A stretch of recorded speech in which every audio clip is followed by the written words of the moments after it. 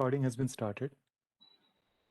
Good morning, everyone in United States, and good evening to folks who are joining from India. We are here on the. We have some sound interference. Everyone, please mute themselves. So we are here to have our monthly distinguished lecture series. This is being organized on behalf of the Council for Strategic Affairs. I'm going to share my screen. So you will be seeing my screen for Council for Strategic Affairs.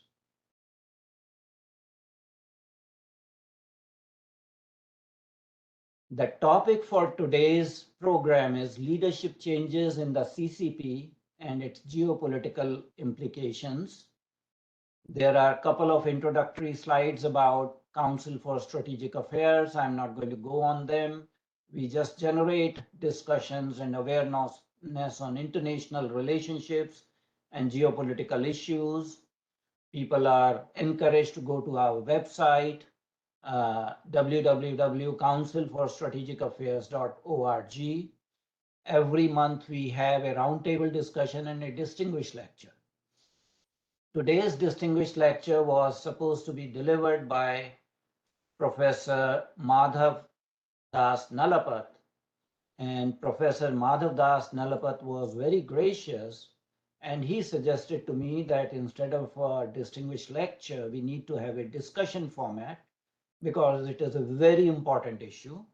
So we decided to have a discussion format, and we have three distinguished panelists, Professor Madhav Nalapat, Professor Sen Nieh, and Ambassador Professor Pradeep Kapur.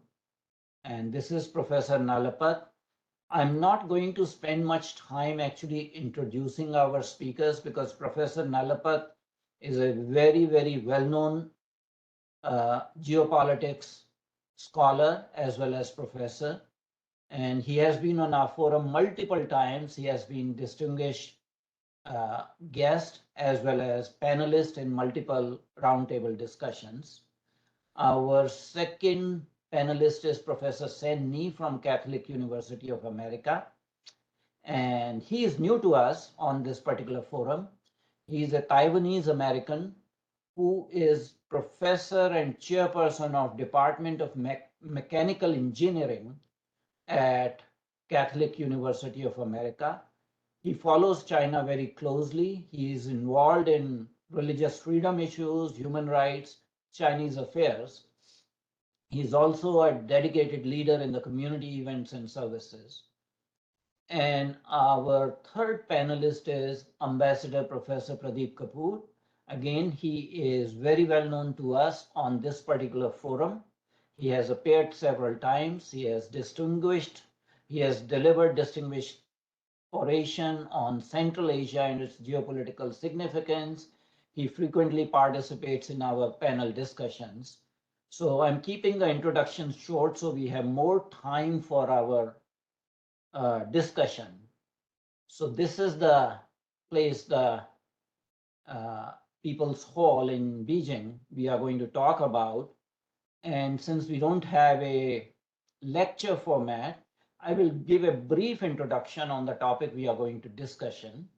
And that is the place I showed that every 5 years, China's top Communist Party members meet behind closed doors in Beijing's Great Hall of People.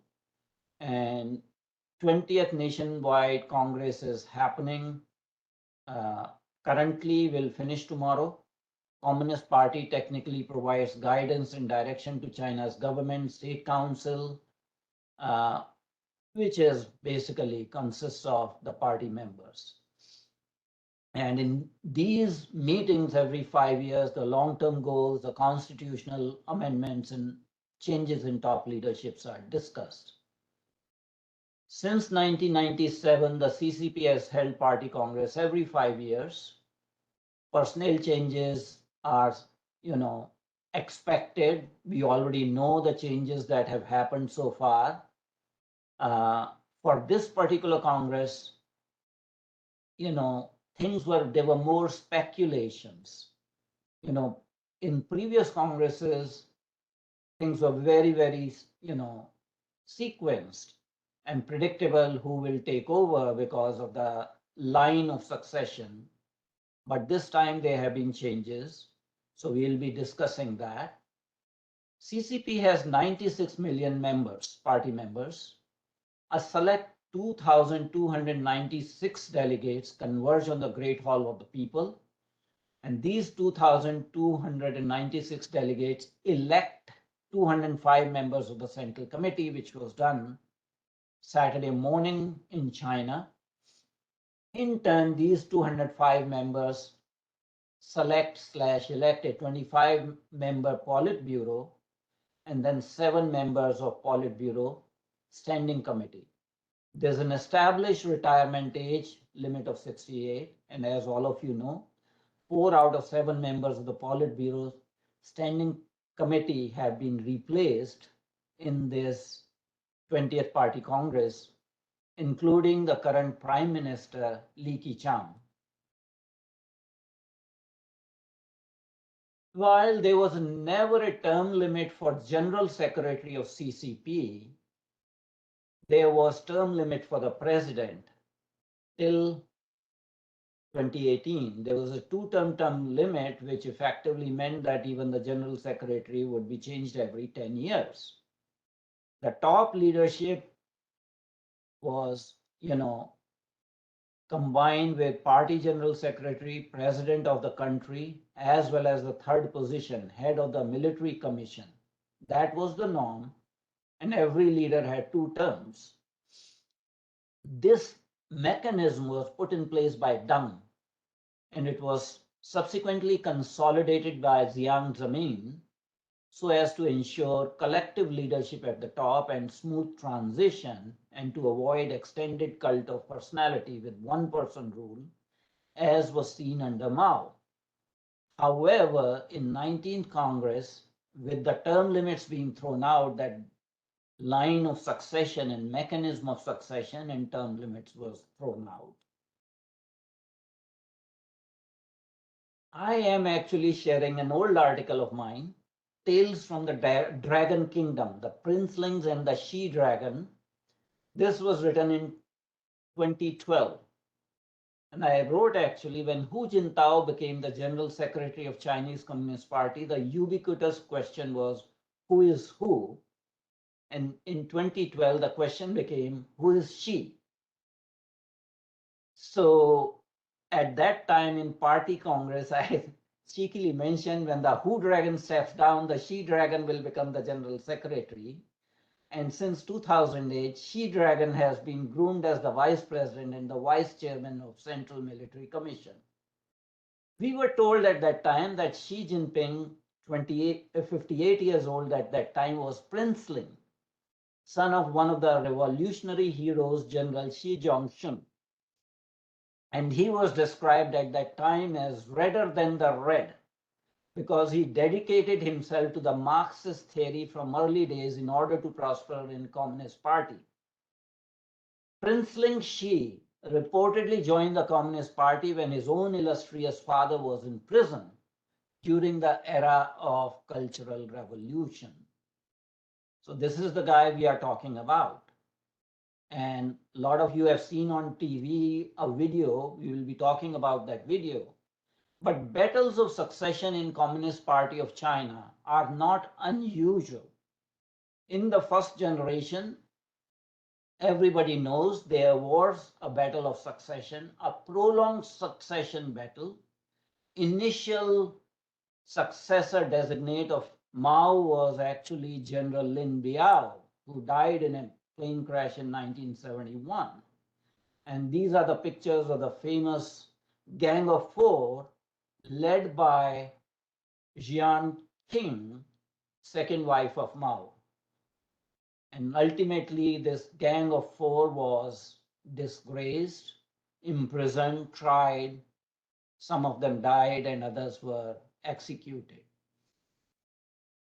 In the second generation, there were battles. Deng was disgraced and he was rehabilitated. Hua Guofeng was, disgraced. Li Peng became the prime minister. Third generation, with Deng's wisdom, there was a smooth succession, and Jiang Zemin and Zhu Rongji, who became the prime minister. Fourth generation saw similar power sharing by Hu Jintao and Wen Jiabao, who became the prime minister. Fifth generation, there were some murmurs of dissent. Hu Jintao wanted Li Keqiang to become the core leader, but Jiang Zemin and the Shanghai clique maneuvered so that Xi Jinping becomes the ultimate leader. So that is what happened in fifth generation. And the 20th Congress was to bring the sixth generation of leadership, which never happened. So battles of succession have been there. Deng's succession mechanism devised that each new generation will be groomed for 5 years when they will be vice premier and vice president and vice chairperson of the Central Military Commission. So for 5 years they were in training, and for 10 years they were ruling, so they had 15 years of span, providing continuity. I think that was a very, very wise feature for a totalitarian party, not to have one manship. Each generation of CCP leadership enunciated their own grandiose theories, starting from Mao. Mao, of course, gave the Marxist-Leninist theory of Mao Zedong thought, and Deng's pet peeve was socialism with Chinese characteristics. Jiang Zemin talked about the theory of three represents. So instead of having the proletariat and the bourgeoisie, the third part, the business class, was represented. When Hu Jintao became the leader, the peaceful rise of China's harmonious development was the mantra. And with Xi Jinping, the Xi Jinping thought on socialism with Chinese characters for the new era and the China dream were the buzzwords. So I've already talked about that the new Central Committee has been elected 205 members, but this is maximum Xi. The current Prime Minister Li Keqiang is out of it. 4 out of the 7 members of the Politburo Standing Committee are out. The only part of Li Keqiang group is Hu Qinchua, the current Vice Premier, who stays in the Central Committee. So under Xi Jinping, we were given wolf warrior diplomacy. Under the guidance of Xi Jinping, thought on diplomacy, forge ahead and strive to break new ground for major country diplomacy with Chinese characteristics. And it was said in the beginning of this Congress, only people with sinister motives fear fighting spirit of China's diplomacy. China's diplomacy will continue to carry forward the fighting spirit, improve fighting skills, and always stand at the forefront of safeguarding national interest and dignity. So with this introduction, I'm going to bring the discussion forward. I would request everyone to keep themselves on the mute to avoid noise interference, except for our panelists. Do not interrupt the panelists. Keep your cell phones on vibration mode. We will encourage you to start putting your questions through the chat function because questions are not moderated. Please be very specific and precise in your questions and don't send lengthy comments. We are recording this session and it will be available later on our YouTube channel as well as on our website. So I'm going to stop sharing my screen and I am going to start with Professor Nalapat. And Professor Nalapat, my question to you is, knowing what we see now on the television and the famous Hu Jintao video, what do you think is happening about the power struggle in the China's Communist Party? And I'm pretty sure all our viewers and panelists have seen the video that I'm talking about. So, Professor. Yeah, Dr. Adityanjee, thank you very much for inviting me, and you are really doing a great job in conscientizing our people about the centrality of geopolitics in their lives. It's very important in everybody's life, the currents and cross currents of geopolitics. They have an enormous impact, and you've done a tremendous job in conscientizing people on that. Well, before I talk about today's, what we saw on video, frankly, and I think all of us are basically working on hypotheses. We have seen something, we don't know. Each person, let's say you see a particular, you see something and then you analyze it in your own way. But I'd only like to say, Dr. Adityanjee, that from around 2016, I was not expecting any change from this 20th Congress, frankly. And you have seen that there is really no change in the sense that the tradition set by Deng Xiaoping of 2 terms for the General Secretary, and may I say, as you know, I'm speaking to people here who know the field extremely well. The only post that counts in the panoply of posts that the leader of the Communist Party has got is General Secretary of the Chinese Communist Party, or the Communist Party of China, as they like to refer to it, CPC. Every other post, frankly, is either decorative or subsidiary to that post, including the CMC, Central Military Commission. But the reality is that from around 2016, it was clear that again, one cannot go into the mind of an individual. One cannot really go into one can go into motives, but even the best of forensic science will find it difficult to really understand motives with 100% degree of certainty. It seems to have been clear that judging by his, the kind of individuals that he had removed, the individuals he was putting in place, that he had a perception that he had a mission, that he, Xi Jinping, had a mission to fulfill. And this mission was the realization of the China dream. Now, we are all looking at different general secretaries, and of course, the party chairman Mao Zedong, paramount leader Deng Xiaoping, and thereafter general secretaries. Jiang, Hu, and now Xi. The fact is, from the very beginning of its foundation, the Communist Party of China said that, look, we are the best party to rejuvenate the nation of China. By nation, of course, was meant the Han people. Let's be honest. It's a Han, project. And so why are we interested in this rejuvenation? The interest in rejuvenation is so that the Middle Kingdom, they obviously called it something else, but let's be honest, the Middle Kingdom is essentially going to once again be the center point of global gravity. Just as we all know, unfortunately, I'm not sure that President Biden, Blinken, and Sullivan, they seem to have got the memo, but the reality is the center of gravity has shifted from the Atlantic to the Indo-Pacific. It shifted from Europe to Asia. The center of attention needed to shift from Russia to China. These 3 gentlemen, I'm not entirely sure that they have made that transition. They're probably yet to get the memo. But having said that, it's a reality. Cold War 2.0, what I've been calling Cold War 2.0 for quite some time, and I'll be grateful if someone else, digs up somebody who has basically talked about this before I did. I'll be happy to see if somebody has.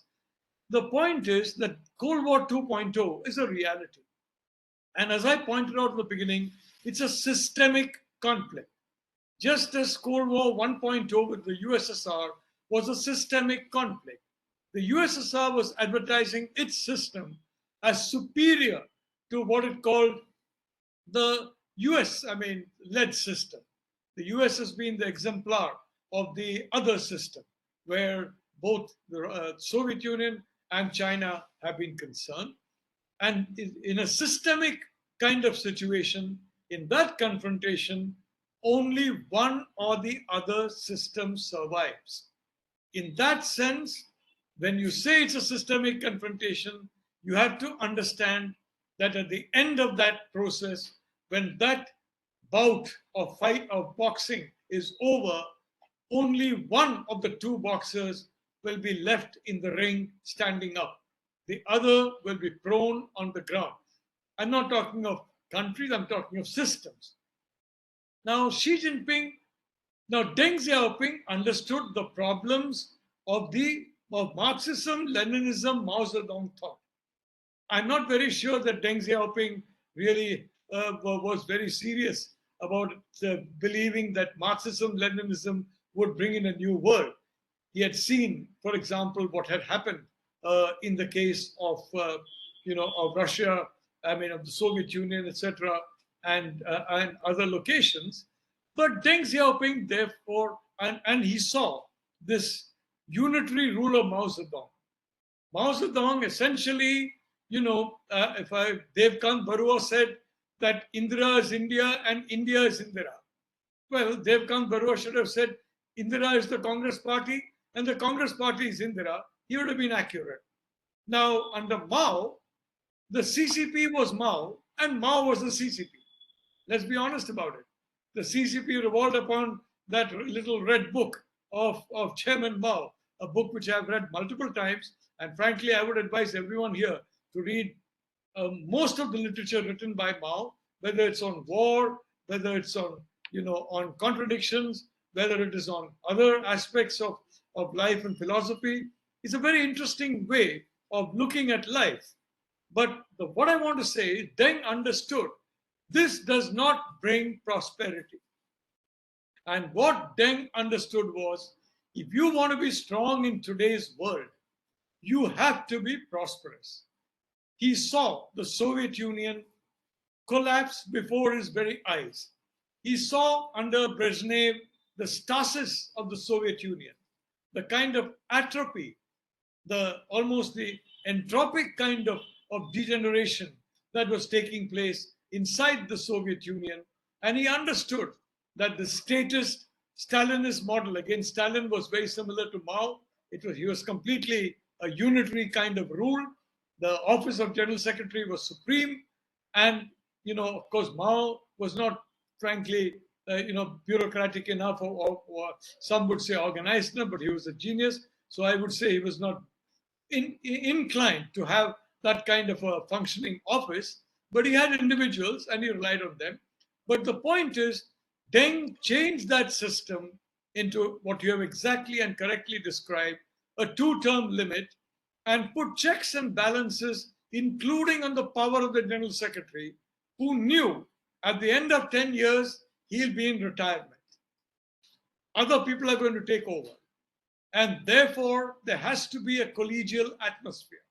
There has to be a give and take. Deng understood that. And Deng also understood that these checks and balances are essential to prevent the kind of stifling reliance on central authority that was the bane of Mao and Stalin. May I say that one of the reasons why the Soviet army suffered such catastrophic defeats in 1941 was in spite of the army and because of Stalin. Stalin refused to believe that Germany would attack USSR. Stalin thought, no rational person would attack the USSR. He was a very logical guy. Hitler would attack the Western democracies, and then he would attack the USSR. Hitler attacked the Western democracies. So logically, until he finished off the Western democracies, including Britain, he would not attack the USSR. The military kept on warning. His espionage agents kept on warning. He refused to go in for any kind of alert in any of the border regions.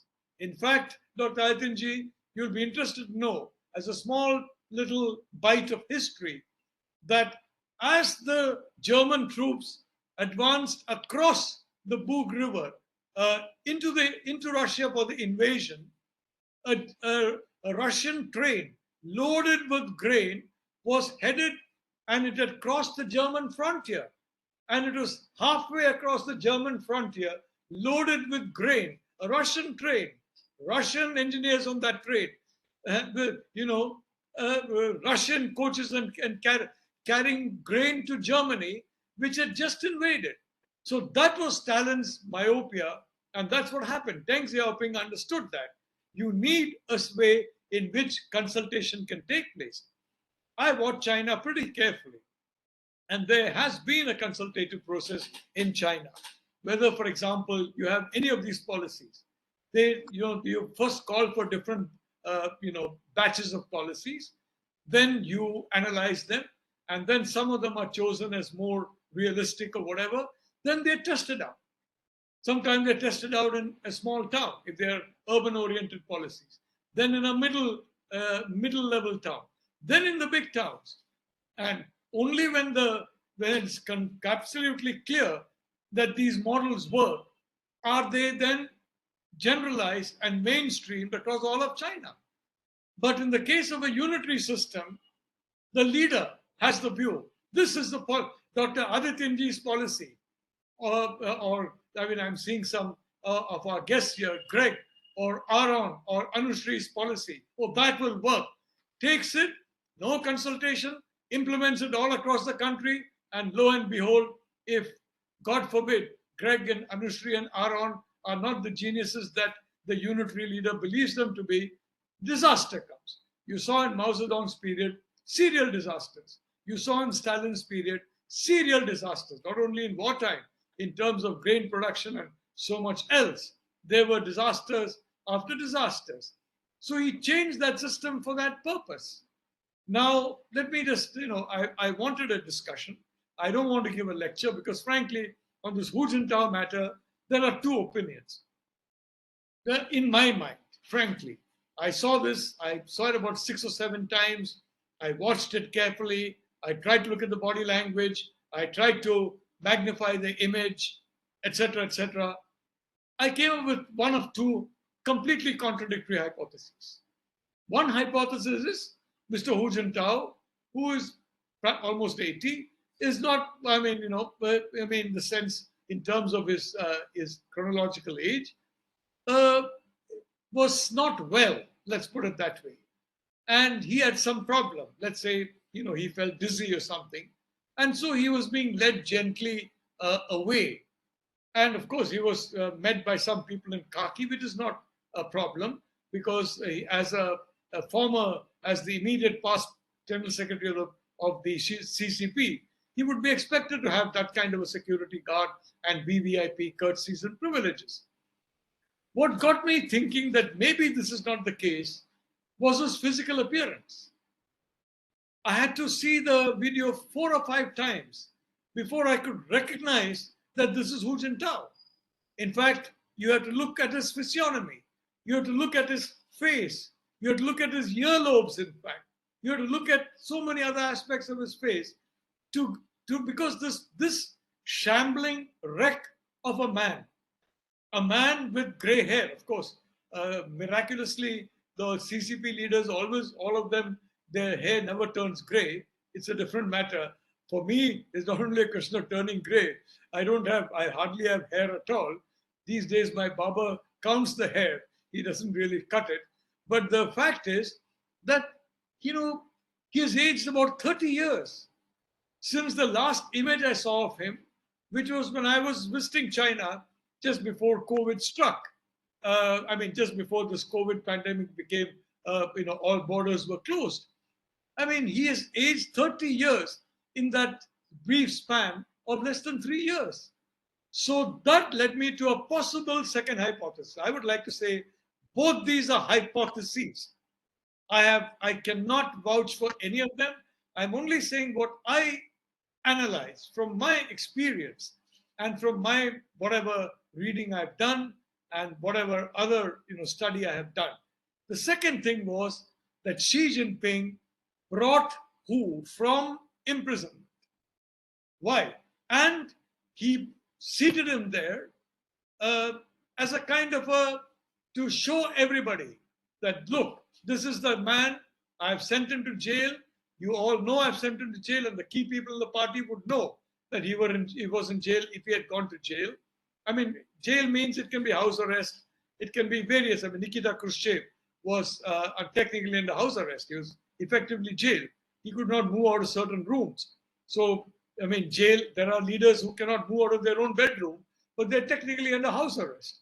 The rest of the house is out of bounds for them, and there are armed guards standing around to make sure no member of the family goes anywhere near that particular designated room. The food is cooked elsewhere, brought elsewhere. You know, this is not the Hu Jintao that I was familiar with when I used to visit China when he was president. Or, frankly, I was familiar with, I mean, till my last visit. This is an entirely different person. He's 30 years older. He's a wreck of a man. So, is it that this wreck of a man was brought from his confinement and now he's, fulfilled his purpose? He was sitting there among everybody else, and now he can go back, So he shambled back. I mean, to whatever confinement, I don't think it was prison in the Bo Xilai sense of the term. It is probably home confinement. But whatever it is, he would go back to his confinement, because I saw, and you watch it 4 or 5 times.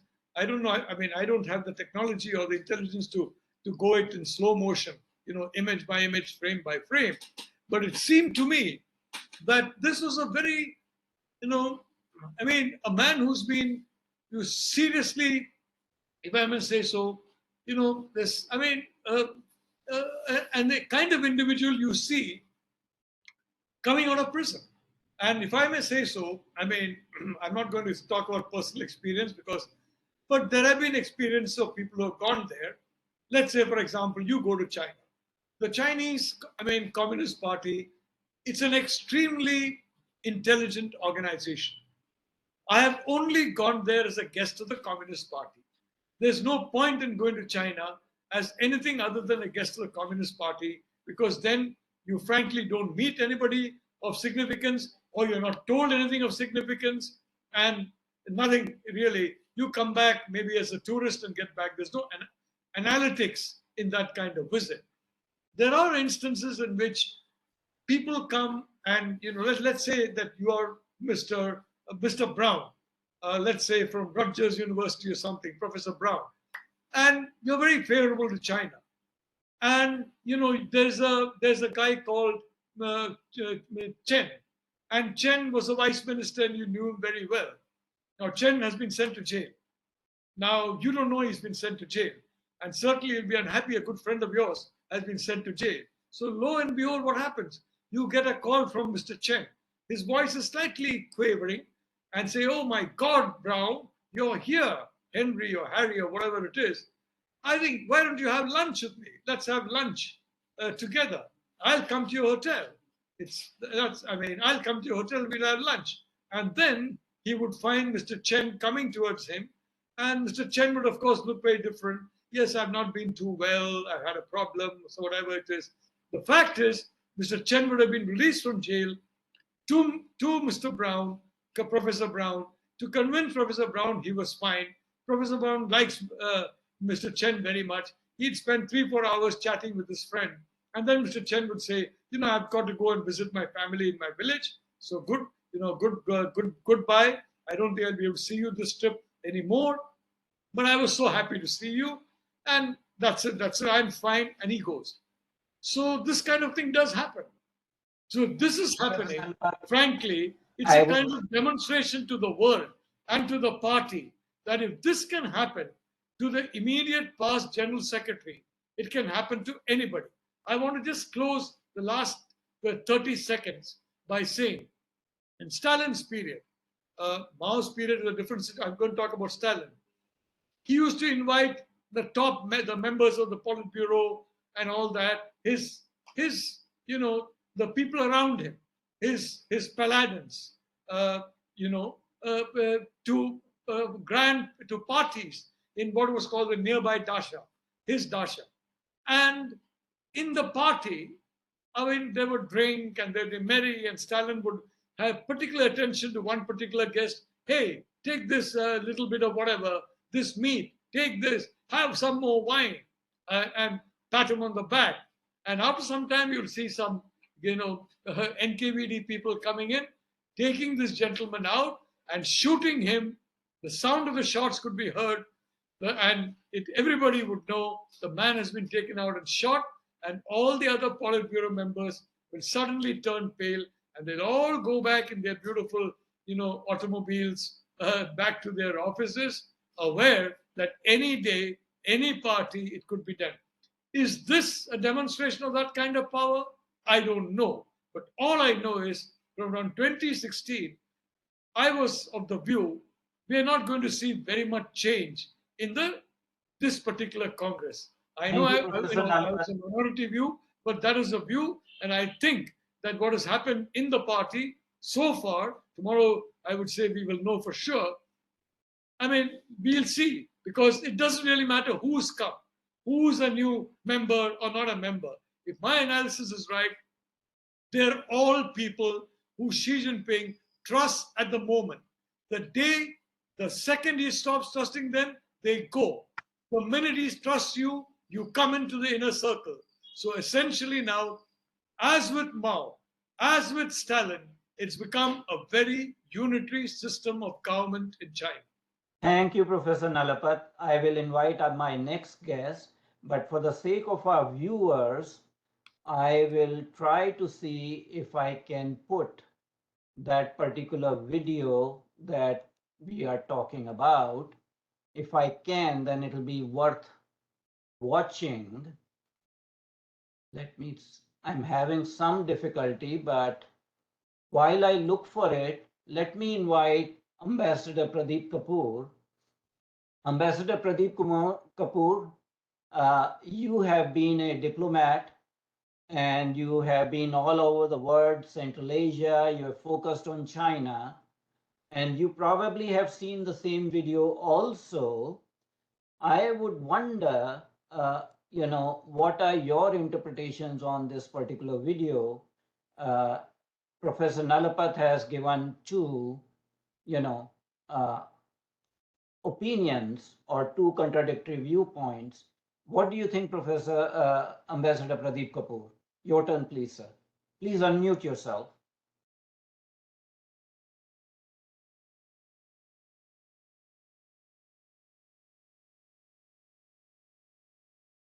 Okay, I've unmuted myself and switched on the video. So, which video are you talking about? The one where Hu Jintao is being led out? Yes. Yes, I've seen that video many times, and I've had some very close personal experiences and encounters in a very similar way with the Chinese delegations. When I was, the acting Director General for the Indian Council of World Affairs in India, we had a visit by the President of China to Delhi, where we had organized a big talk by him in the Vigyan Bhavan. And the people were quite sort of interested to listen to the President of China. And there was a very large number of people who had come in, including some of our former prime ministers, which included Sri Inder Kumar Kapur, Gujral. can I just show this video to everyone? Yes, please. I am successful in bringing it out. So let's see the video. Thank you, Dr. Saab.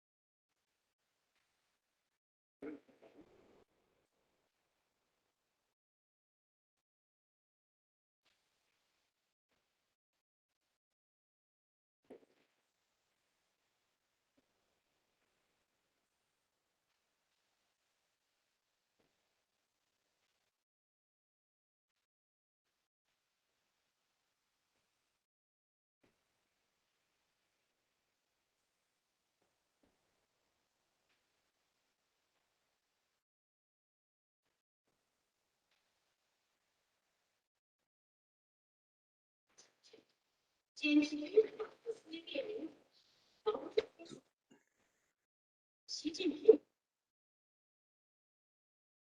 I now continue? Yeah, please continue. So Thank you. everyone has watched the video and we know what that video was being talked about. Yes, yes. Thank you very much. That was very, very timely indeed, Dr. Saab. But firstly, thank you for organizing this discussion and organizing all the earlier discussions which you have been doing so phenomenally well and so diligently, because they are extremely useful for, as Professor Nalapat mentioned, for learning, for dissemination of information, for a better understanding of where the world is and where the world needs to be.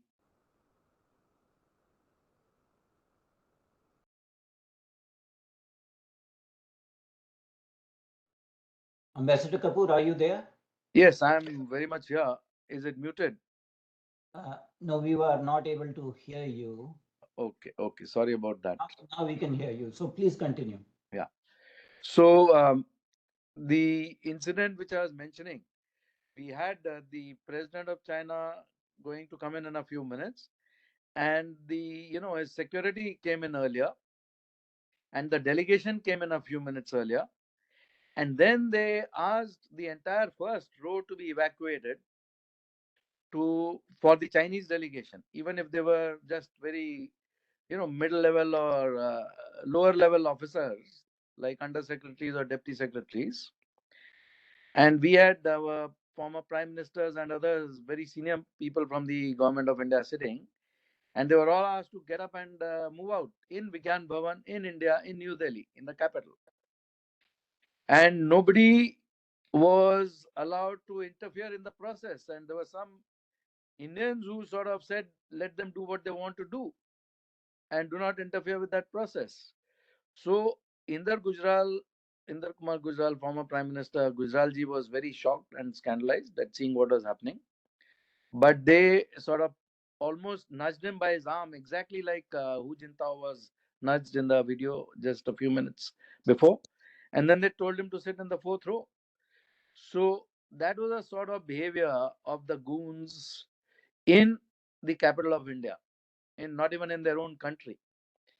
Similarly, in a few minutes after that, there was a reporter for the security, Indian security, said that this is not the place where you can stand. You'll have to move to the place where the media has to be. And he started yelling and screaming at the security that he had all rights to be where he wanted to be. And then the senior people in the security, they just told our this junior person that, okay, let's not make matters worse. So that is the sort of attitude that they have. And when Professor Madhav Nalapat looks at that video and says that it is probably house arrest, I would agree with him absolutely 100% that Hu Jintao probably has been under house arrest for a long time now, and he was going back to his prison in his own house. So anyway, leaving that part apart, I will now stop here, and Professor Adityanjee, you can decide whether you want me to carry on now or Professor. I will have a question for both our panelists.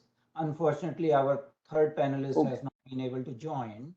And I have a follow-up question on both our panelists on this particular issue.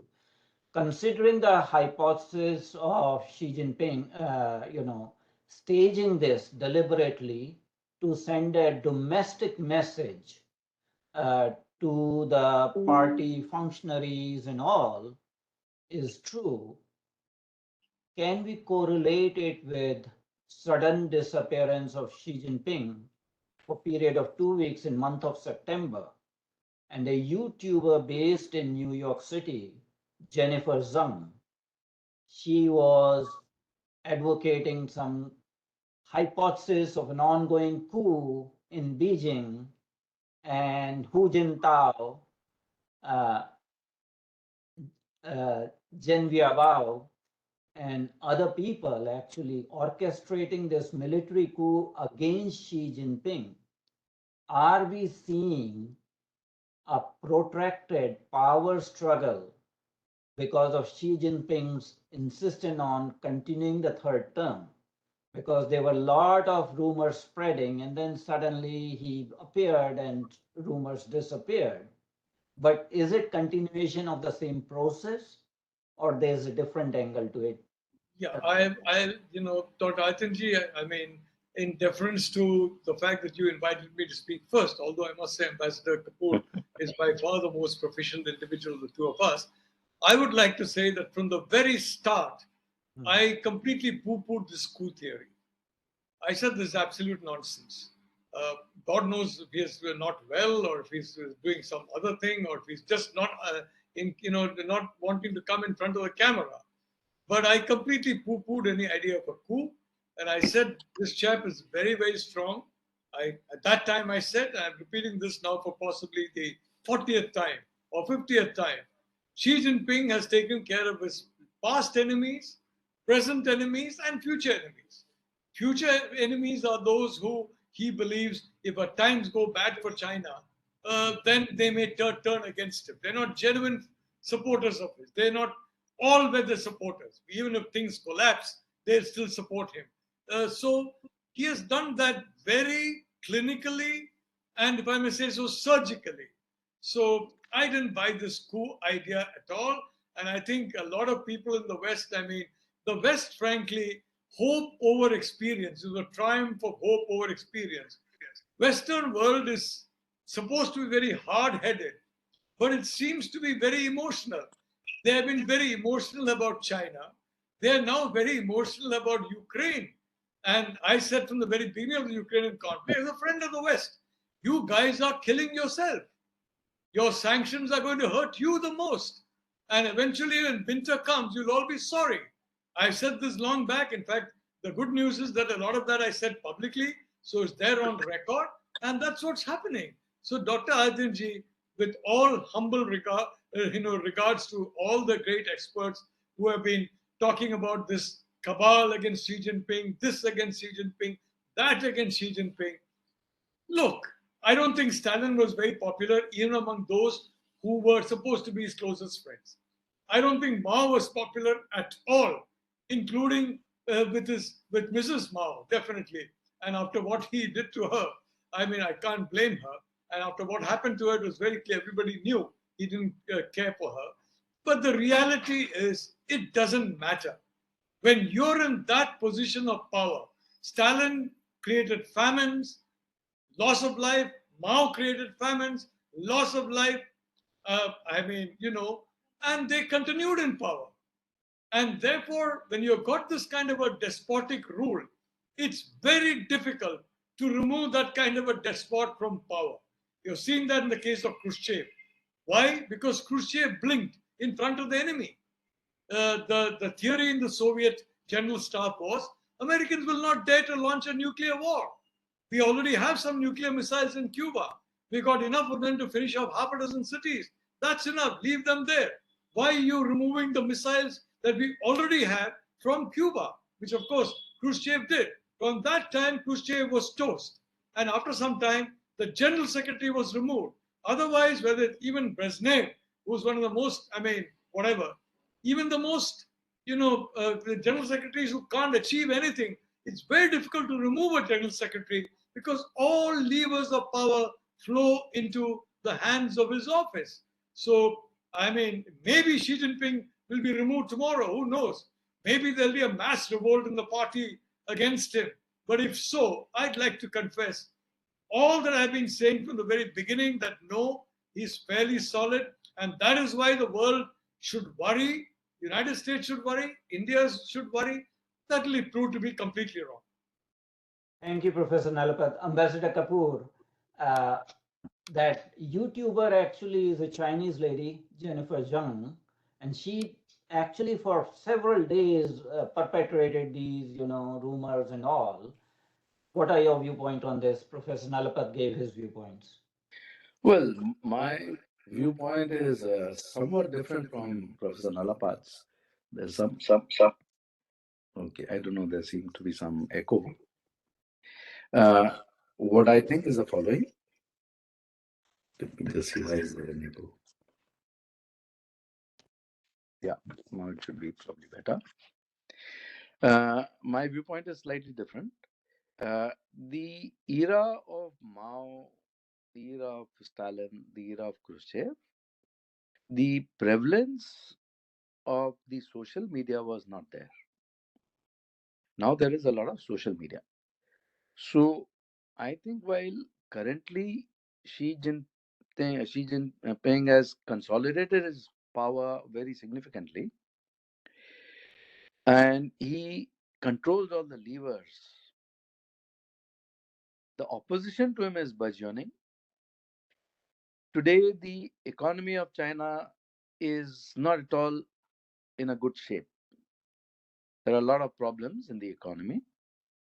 Then, if we span the horizon, there are a lot of problems in so many other sectors. For example, the railways are almost collapsing because so many trains are not working. They are not even viable today. They just stopped working. The real estate sector has crashed. Then, when we see it in terms of international relations, there are a lot of very serious problems which China is facing with a very large number of countries.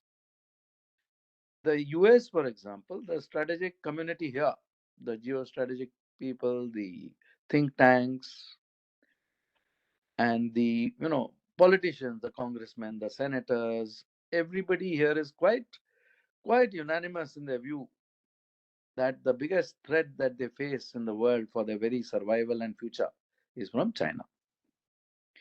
There are other people in media, in academics, in industry who have had very generous amounts of funding and bribery from China, who propagate a different viewpoint. In the US also, as in many other countries, including India.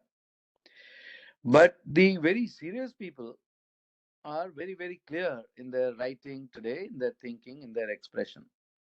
Similarly, in India, it's very clear the words we have been we have been hearing from the External Affairs Minister even a couple of days back when he spoke about a new normal from China in its aggression and a new normal from India in its response. So those sort of statements very clearly spell out that it is not going to be an easy ride. Now, if I see the Chinese periphery, I can hardly think of a couple of countries beyond a couple of countries who will allow China to ride roughshod. The amount of problems that they face in their periphery is phenomenal with almost all the countries. I don't want to go into that details. South China Seas, East China Seas, claims over islands, petrol resources, so many issues. Then I look into China. Besides the Han population, and even amongst the Hans, if I look, Hong Kong, very serious issues. Taiwan, very serious issues. Then I look at Tibet. I look at Inner Mongolia. I look at Xinjiang. So any province which is on the periphery, again, very serious problems. When I talk to leaders across the world in so many countries, in very strict confidence, they talk in very different tones about China. Whatever be their public utterances, in private, they are very happy to confess that they have very serious, issues, difficulties, and doubts about China. So, a country which has so much of negativity all around the world, when you had the Olympics in China, for the Olympic torch to pass through so many countries, and there being such significant protests and disruptions to the torch, even in Delhi, I was in the South Block during those days in Ministry of External Affairs, and we were planning to have the torch go through about 100 kilometers in different cities, 3 different cities. Then we reduced it to about maybe just about 10 kilometers in these 3 cities with 3 kilometers each. Then we reduced it to only one city, Delhi, for 3 kilometers outside South Block towards India Gate. And then we had to put 10,000 security to make sure that that was not disrupted. And then 5,000 Chinese security came in to boost up that security. Even then, the Tibetans managed to break through those security cordons. And the security of China is very, very difficult. The diplomacy is also becoming like the security. in terms of what we have seen in Manchester just 2 days back, where the consul general, who's ambassador rank, ambassador level officer, comes out and pulls by the hair one of the protesters into the grounds of the consulate general of Manchester. And then he's set upon by the thugs and is beaten up black and blue till one of the British cops steps into the consulate, which is not theoretically allowed, and pulls out this poor protester out of that compound of the Chinese consulate to save his life. So their wolf diplomacy, as it is termed, is becoming also like a goon diplomacy, just like the security was earlier. So I don't know. I see a rather bleak future in terms of internal dynamics, dynamics overpowering the aura of Xi. And that day, I don't think is too far off. Within the next 5 years, I'm sure we will see a lot of change, a lot of tumult, a lot of differences cropping up, a lot of problems cropping up, and the aura and sheen of China will be a thing of the past. I've been saying for a very long time in a lot of my discussions and talks and lectures that China becoming number one hegemon in the world in place of US is history, is long since a matter of history, of the dustbins of history. It will never rise to the level of number one hegemon in the world. Nobody will accept that. And the next part is just that it will not even probably continue in the shape and sort of dynamics and dimensions that we see today. Thank you. Thank you, Ambassador Kapur. Now, let me venture into a different direction, and I'll start with Professor Nalapat again. In the 20th Party Congress, there was a constitutional amendment that was enshrined in China's constitution about so-called Taiwan's independence. So that has been enshrined in Chinese constitution now as a result of this Congress. Professor Nalapat, what is your prediction? When will Xi Jinping send his forces to Taiwan? Frankly, I'd like to say that Ambassador Kapur is perfectly right that I don't see a Chinese, Pax communist Sainika. No, but the path to peace, the path to victory, is going to be very complicated. We saw in the previous century, in the first half of the previous century, ultimately the democracies prevailed, and of course those countries that helped them. It was a lot of effort, and Ambassador Kapur, my worry is frankly that each day that we fail to understand the immense, what is actually being done by the CCP leadership in our own societies. Again, Dr. Adityanjee, I can say this with confidence because unfortunately a lot of my briefings are in private and they're not really shared. They're not on social media platforms. They're one-on-one. Some of them even notes are not there, but many of them are public. And I've said publicly that the Sino-Wahhabi alliance, and now it's becoming more and more mainstream that there is this alliance. 3 years back, I was frankly, it was not taken seriously. They have been working in the United States and India in particular to widen the fault lines in society, to widen the influence of fringe groups, to reduce the influence of the moderate middle, so that different groups begin to hate each other. And they've been helped in this by the dynamics of the social media that Ambassador Kapur is talking about. Each of us is burrowed into our own little well of social media. We don't want to come out. We all go into the platforms that we like. I like Dr. Adityanjee's platform, so I'm active on that platform. I see that platform. There are some other platforms started by somebody else. I don't like that. I'm going to stay away from that. So I burrow deeper and deeper and deeper into the hole, into the well of my thinking. And that is the way our brains are developing. We are getting tunnel vision because of social media. So, I would only like to say, quite frankly, that I'm optimistic about the final victory of the democracies. But my worry is, frankly, and as far as Taiwan is concerned, answering your question, look, Xi Jinping from the very beginning, from I would say early 2013, has positioned himself in a Napoleonic, like Napoleon, the Napoleon of Asia, striding on a white horse towards victory in the battlefield at the head of his troops. He loves being shown marching with troops or reviewing troops or saluting or in uniform. I mean, what looks very much like a uniform, frankly, as distinct from the dark suits that CCP leaders wear. So this problem is that he is facing, and I've said this publicly, first I think about Republic TV, nearly about, I'd say, about a year and a half ago, if not 2 years, you can check that he's facing a criticism not from the doves, from the hardliners. The criticism is, my dear, actually, that criticism has become very loud in 2022 because they're asking him, Vladimir Putin.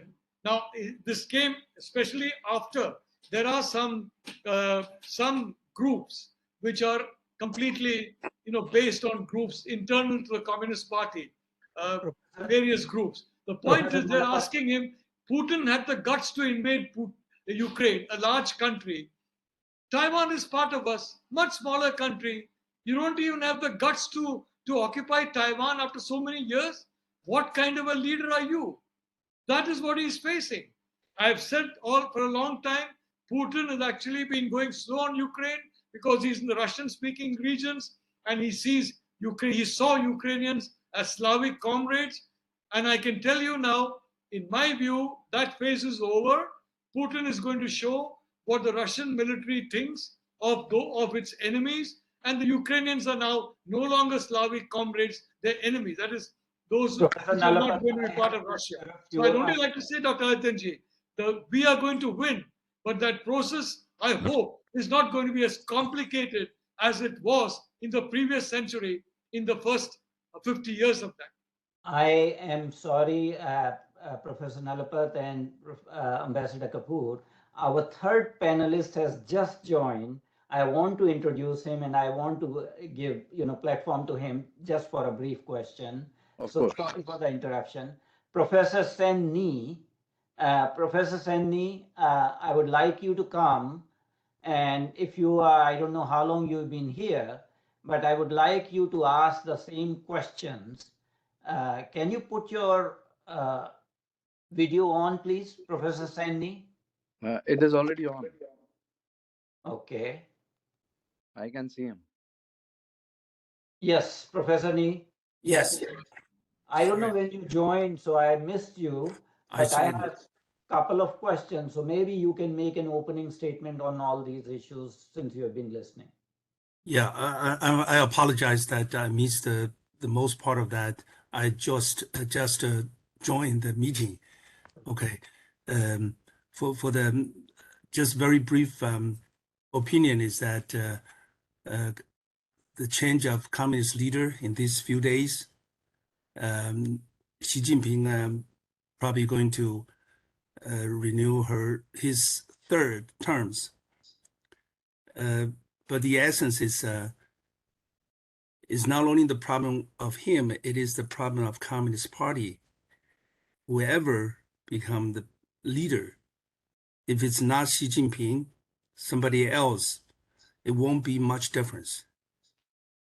The real problems of CCP or Communist China to bring to Chinese people and the whole world is the Communist Party.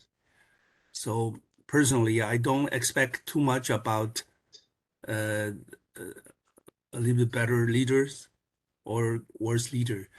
They are about the same. They're going to be treating the same way they treat the Chinese people today to the neighboring country like India's, like other place, like the like the wolf or warrior policy on their foreign affairs and others.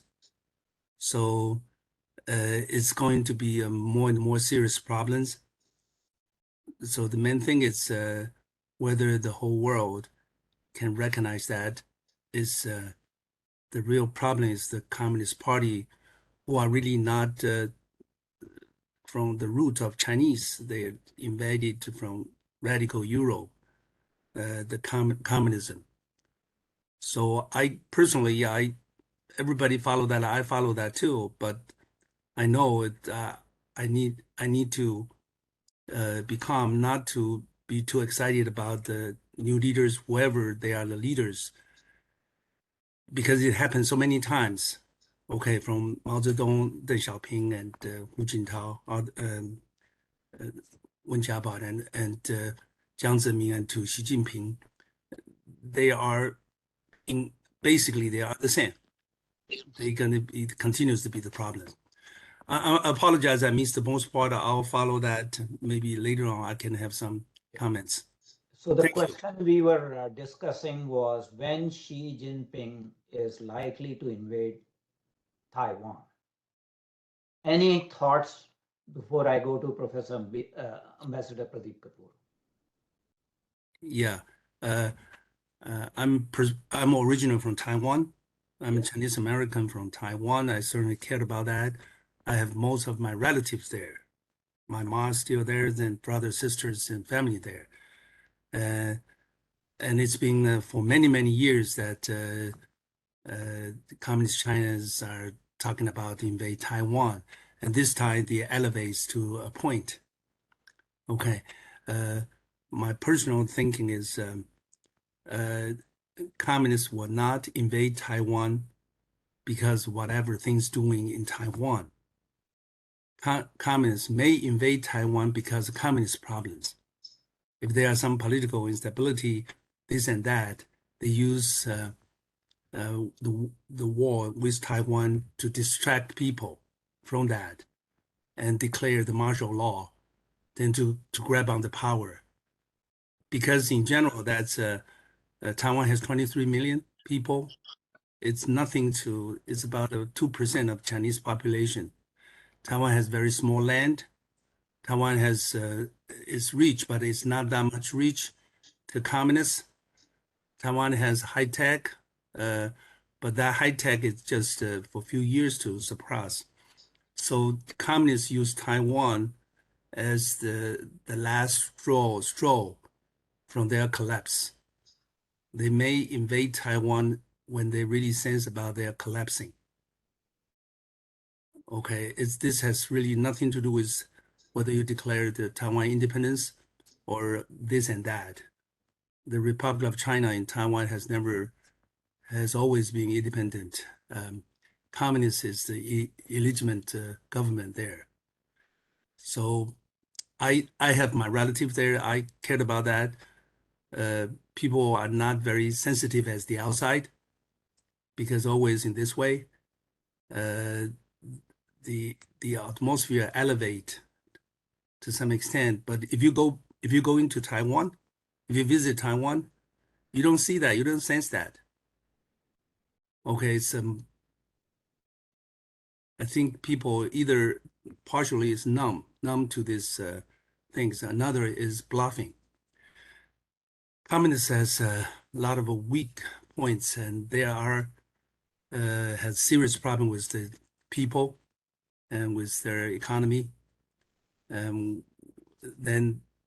the moment they invade Taiwan could be the moment start their collapsing. Yeah, that's my personal opinion right now. Thank you, Thank Professor. you. Thank you. I'm going to invite Ambassador Kapur on the same question from Professor Nalapat to Professor Nieh and now Ambassador Kapur. Will Xi Jinping invade Taiwan in near future or when?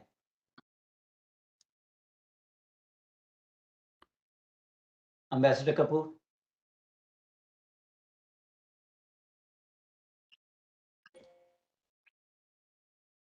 I can't get that. Somebody else been listening. Yeah. Thank you very much, Professor Sen Nieh, for your comments.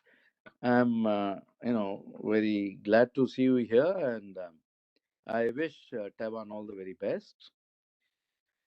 But I hope that things continue positively for Taiwan. The last few months in this year have not been the best, in the sense that having crossed the middle red line, there is no longer any respect left for that middle line between Taiwan and China, and they're crossing it at will all the time. Now, whether it's an internal crisis which will trigger an attack, or whether it is some sort of desire for consolidation, I think an attack on Taiwan is imminent, unfortunately, because there is nowhere that I see a single statement by any Chinese leader that they are going to renounce the use of force for reunification with Taiwan. So what they may be doing is to keep on encouraging more and more Taiwanese under different threats or different ways to sort of start speaking about, some sort of unification or taking control of some of the islands, a piecemeal sort of continuation of attack till they come to the big picture and they launch a full scale attack for the last phase. So they may do it in a very piecemeal fashion, but I think it's going to be very difficult, because if the global community is not going to unite and make very specific statements to support Taiwan in any way and any form required, and then there is a global alliance which is going to put its feet and hands where its thoughts are or words are. That is what will be required to prevent this issue of Taiwan continuing not only to be independent, but being recognized by more and more countries of the world as an independent country. So that is the first step, because once more and more countries start recognizing Taiwan as an independent country, there is some sort of a buy-in by those countries that yes, we recognize Taiwan as an independent country, and therefore we will support it in some way or the other. So that has to start happening very fast in the entire world. And then there can be some sort of restraint expected on the part of China. Otherwise, I fear the worst, unfortunately. Thank you. Thank you, Dr. Adityanjee. Thank you, Ambassador Kapur. I'll go to the next round of question, which is related to the same question we were discussing. And the question has come from our viewer, Mr. Vijay Nilekani. I'm going to actually paraphrase that question, and I'll start with Professor Nalapat. Is it the time for the international community to dump one China policy? Dr. Adityanjee, whenever I hear, and with all apologies to Ambassador Kapur, whenever I hear our senior diplomats and politicians and officials talk about one China policy, I can only smile. In effect, that means that you recognize Arunachal Pradesh as part of China. You recognize Ladakh as part of China. And you recognize Taiwan as part of China. Apart from that, in our own country, Arunachal Pradesh, Ladakh, some parts of some other bordering states, which is absurd. So China, one China policy. The Chinese want everybody to accept the one China policy as what they say is one China. It's impossible. No Indian citizen can ever accept the one China policy. You can do a sleight of hand, like, for example, Richard Nixon did when he threw Taiwan under the bus and went full steam ahead with China to confront the Soviet Union, Russia. That you can have the so-called Taiwan principle. It was a very unprincipled stand, but it is. But it was. The Americans can now twist around and say, well, the principle is not the same as the policy. They're saying that now, frankly.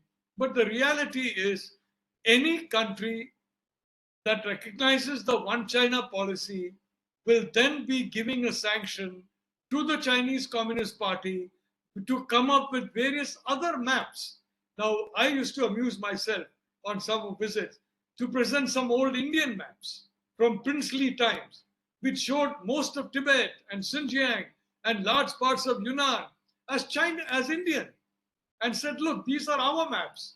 Why don't you hand these territories back to us? So the fact is, Dr. Adityanjee, one China policy is one of those myths that the world has got. And as Dr. Nieh correctly said, the biggest myth is you can change the fundamental nature of the Communist Party. I'm sorry, as I mentioned at the beginning of my talk, from the very beginning, the Communist Party's mission is to secure for the Han people the primacy of the globe and China as the middle kingdom once again. That has been their inflexible policy for the last 100 years. All these various people are only implementing it. Xi Jinping thinks only he can do it. So that's why he says, I have to be all powerful. But the reality is, I'm very happy to have discussed, to have seen Dr. Nieh. He is a, he is Chinese in civilization, but he's not communist Chinese. And we have to distinguish between Chinese and communist Chinese, and for example, Iranians and these, communist Iranians. We don't distinguish between them. The same way, we don't distinguish between Chinese and communist Chinese. For heaven's sake, Adityanjee, many American professors and policymakers, they got the best of feelings towards the Chinese people. Well, guess what? The Chinese Communist Party, as it goes higher and higher up the ladder of progression, it exhibits very different characteristics from the Chinese people. Thank you, Professor Nalapat. Professor Nieh had already, expounded on what is Chinese Communist Party doing. And since he joined late, I want to defer to him and give him some opportunity. I am going to ask you a question. What is in the mind of Xi Jinping that he decided to do away with the two-term system? What is your thinking? Because you observe the Chinese geopolitics, Chinese affairs. Professor Nieh, why did he do away with the two-term system? Well, there's a different observation on that. Most of the leaders of communists, they are not to step down. The leaders and their cohort has committed so much crime, not only against Chinese people or against their opponents in China. So they dare not to step down. Okay, it's not like democratic systems. If it's people can step down from the president easily, but they cannot. Okay, the whole system. Okay, their whole group don't want Xi Jinping to step down because they will be in trouble. People and particularly opponents in the party will go chase after them. Then the whole thing is grab onto power. Grab onto power. They feel it is secure. Okay, the day he loses the power, the day he will get into trouble. I respect. Okay, I respect ambassador's point is that communist China is not China. It's not Chinese people. The most of the propaganda the CCP is doing is they say they represent Chinese people, they represent China, they represent Chinese culture. As a matter of fact, they are number one enemy of Chinese people, Chinese culture, and Chinese land. Okay, but so if the outside world then can learn from Chinese people that can recognize more and more that who are they? Okay, CCP, who are they? Okay, they will come and go. They will come and go soon. I'm optimistic on that. Then the real things stay will be Chinese people, Chinese culture, and Chinese land there. So, so in a way to say that I'm against Communist Party, but I love China. I love Chinese people, Chinese culture. So the Communist Party, China has 5,000 years of history, like India. Those regimes come and go, come and go. Eventually, what survive is the culture, is the people, and this will happen very soon. The third turn, he grabbed onto power, not only for himself and for his cohort. Then to invade Taiwan and to have zero tolerance of this COVID-19 is his two different policy. The two actually very stupid policy, but he stick on to that to grab onto power to knock down his opponents on that. This will eventually lead to the very major misfortunes for CCP. So people once said that Deng Xiaoping is the great designer of the openness, open the economies. He's a great designer of that. Then Xi Jinping was being labeled with the great accelerators to eradicate communists. He's doing the fast speed track to destroy communists. Yeah. That's a very, very wise comment, Professor Nee. I'm going to change the track because we are running short of time. So one last question I'll bring, and it is the domestic issue, India versus China. And I'll start actually this question with Ambassador Pradeep Kapur. And I'm going, basically the question is that consolidation of power by Xi Jinping, what it means for India in near future. But before I do that, I really want to share a picture, and then I will want the response on that question. So let me share the picture. It is from 2008. Are you able to see the picture now?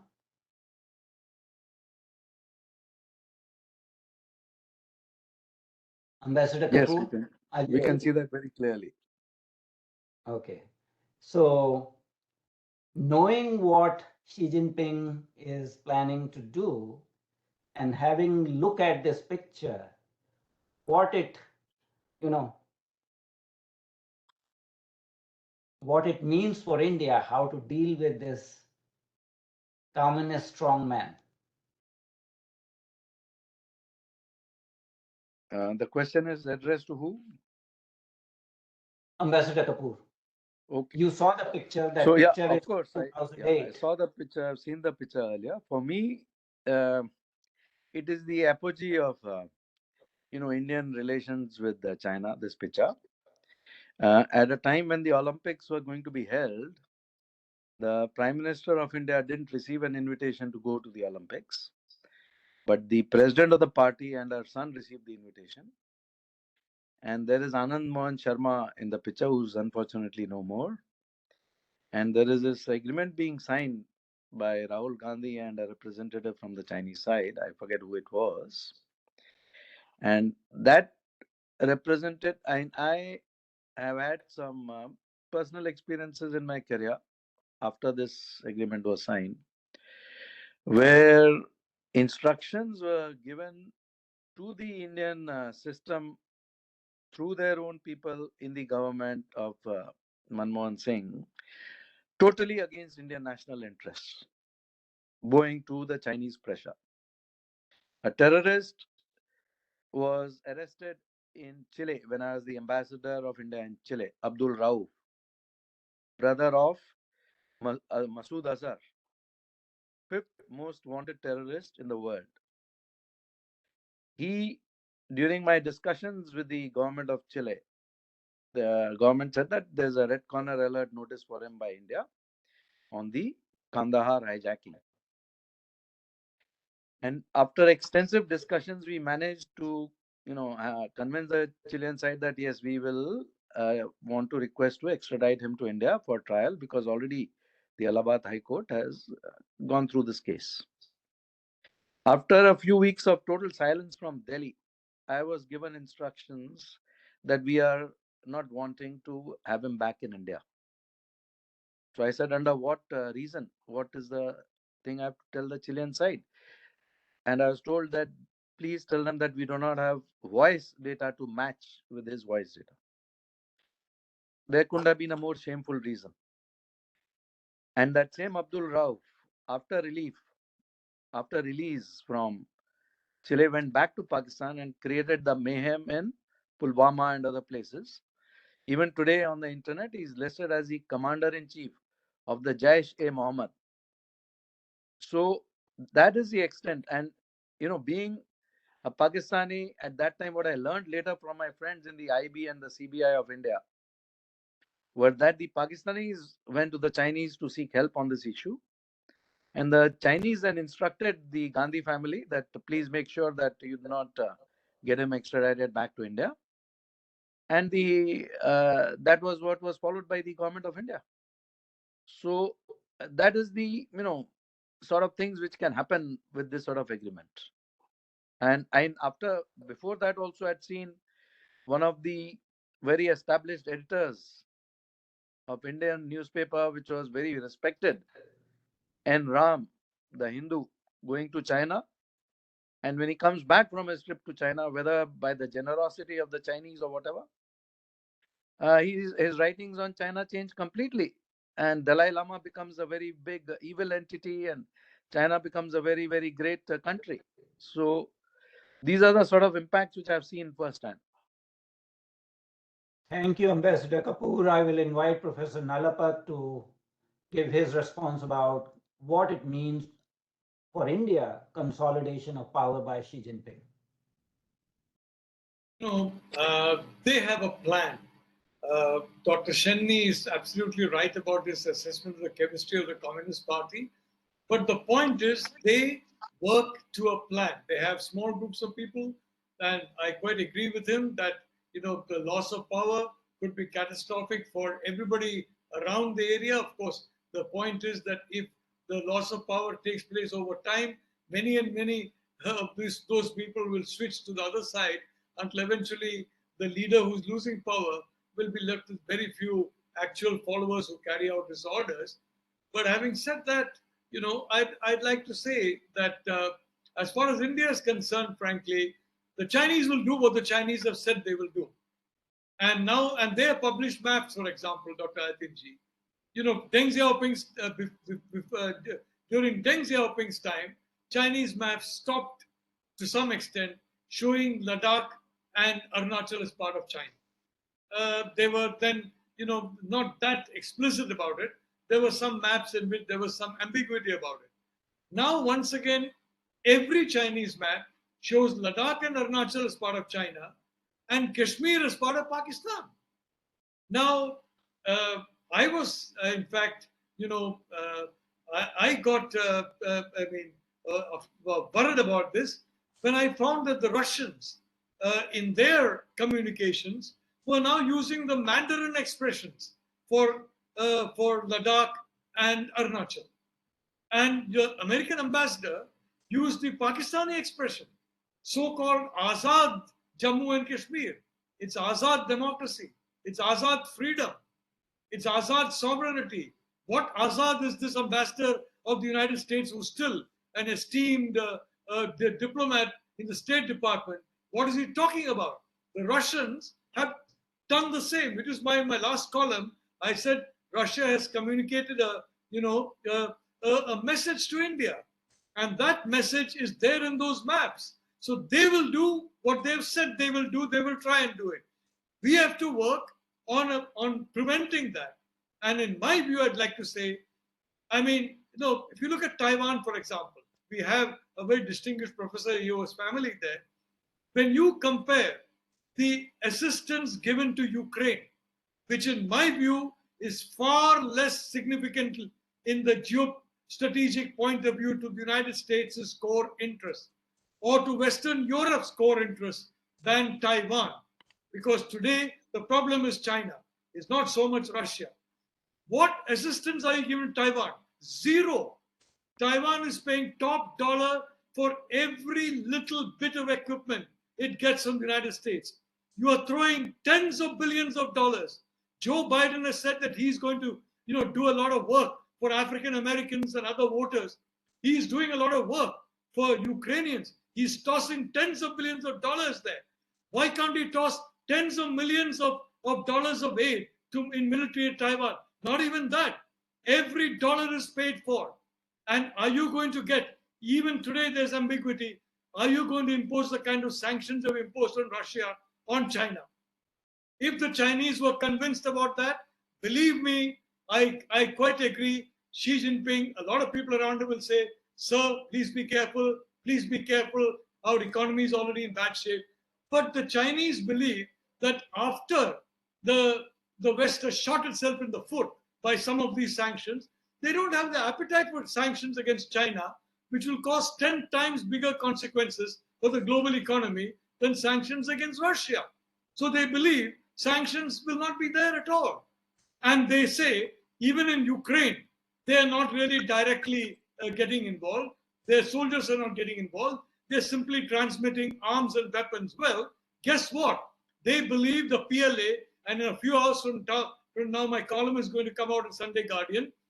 The PLA already has told the Communist Party leadership, we have the means to prevent a single bullet from reaching Taiwan by sea or by air through from the United States or any other country. We can encircle Taiwan and have an arms blockade of Taiwan, which I don't know, I hope they're wrong, but that is what they're saying. So don't worry about that. The Ukrainians are getting arms in plenty, because that's been stopped now, because Putin is now no longer Mr. Nice Guy. In fact, you're talking about Putin being a horrible chap. He has held his fire. Now he's not going to hold his fire. I mean, this is what they are saying. So the point is, Dr. Adityanjee, you're not talking about sanctions on China, on Taiwan. You're not being specific. Joe Biden was mumbling something, but Joe Biden mumbled such a lot. Nobody takes his mumbling seriously at all. Blinken and Sullivan don't really mumble. So they're not saying very much. If you give Taiwan 1/3 of the assistance you're giving Ukraine, if you levy on China 1/3 of the consequences you're trying to levy on Russia, then there will be a deterrent. But till now, that's not happening. And about India, are there going to be sanctions if they launch an attack on Arunachal, on Ladakh, and if they help Pakistan, to create even more mayhem in Kashmir? Will there be sanctions? No one has talked about sanctions. No one. Will there be a seamless flow of weapons coming to India? If I may say, Dr. Adityanjee, we got more Russian weapons during this entire Galwan crisis than we got American weapons. Please note that. We got more Russian weapons than American weapons. So am I sure that America is going to do to India what is done to Ukraine? Arrange a seamless flow of weapons? Have a lot of sanctions? I'm not sure. You may be sure. You're an American, and all of you know America much better than I do, but I'm not sure. And as far as Taiwan is concerned, the Taiwanese are not sure. When you see the entire oxygen drained and going to Ukraine, you go to any international conference, the first item, second item, third item, fourth item, every item is only about Ukraine and Russia. Even in Asia, these conferences, immediately the Europeans and the North Americans bring it back to Ukraine. Ukraine is not in Asia. Ukraine is not a problem for China. I want to end this by saying, in February itself, I said, the one country that wants this war to go on for a year is China. I stand by that. The Chinese are the biggest gainers from this war.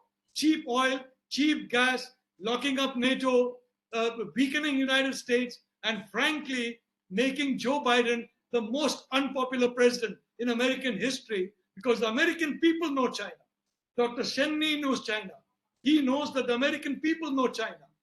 But Joe Biden doesn't seem to know that. For him, it's still Cold War 1.0. As I said, I would like someone to come up with an earlier this thing than Mike about Cold War 2.0. We are in Cold War 2.0 with the United States as the lead protagonist against China. And most of my American friends are still in that past of Cold War 1.0. The point is, Dr. Adityanjee, not what China can do, it's what we need to do. Thank you, Professor Nalapat. And with that comment, we are ending this discussion because we have already run out of time. My heartfelt thanks to Professor Sen Nieh. I wish you had joined earlier. My thanks to Professor Nalapat and Ambassador Kapur. I'm also thankful to our audience who on a Saturday morning spend like 1.5 hours in this discussion. I am also thankful to my team member, Mr. Ripudaman Pachori, who is very patiently organizing, orchestrating all these, arrangements from behind. And with that, I am going to end this meeting. The recording would be available on our YouTube channel and some other platforms so that it can be viewed widely. It was a very open, seamless exchange of ideas related to what is happening in China as far as transition of power or power grab is going on. Thank you very much indeed, and namaskar, and we shall be meeting you again in month of November. Happy Diwali to everybody once again, and happy Dhanteras also today. Enjoy the festive season. Okay. Diwali to all. Thank you. Namaskar. God bless. Namaste. Bye.